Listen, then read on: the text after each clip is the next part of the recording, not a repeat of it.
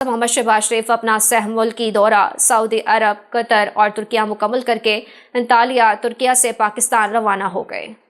Antalya airport پر ترکیہ کے وزارت خارجہ کے ڈائریکٹر جنرل صفی تولگا برمیک، صفی نیلوفر کیگزز، ممبر ترکیہ پارلیمنٹ برہان کاراترک اور پاکستان کے ترکیہ میں صفی ڈائریکٹر یوسف جنید نے وزیراعظم اور پاکستانی وفد کو الوداع کیا۔ وزیراعظم کا 3 روزہ دورہ سعودی عرب، قطر اور ترکیہ کے دوروں پر مشتمل تھا، جہاں وزیراعظم نے تینوں برادر ممالک کی قیادت سے ملاقاتوں کے ساتھ ساتھ انطالیہ ڈپلومیسی فورم میں شریک دیگر عالمی رہنماؤں سے ملاقاتیں بھی کی۔ اپنے دوروں کے دوران وزیراعظم نے برادر ممالک کے ساتھ تعلقات کی مزید مضبوطی، خطے میں امن کے قیام کے لیے پاکستان کی کوششوں اور خطے اور عالمی صورتحال پر تبادلہ خیال کیا۔ پاکستانی وفد میں نائب وزیر اعظم اور وزیر خارجہ سینیٹر محمد اسحاق ڈار، وزیر اطلاعات اور نشریات عطاء اللہ طاہر، معاون خصوصی سید طارق فاطمی اور وزیر اعظم کے ترجمان برائے غیر ملکی میڈیا مشرف زیدی وزیر اعظم کے ہمراہ تھے۔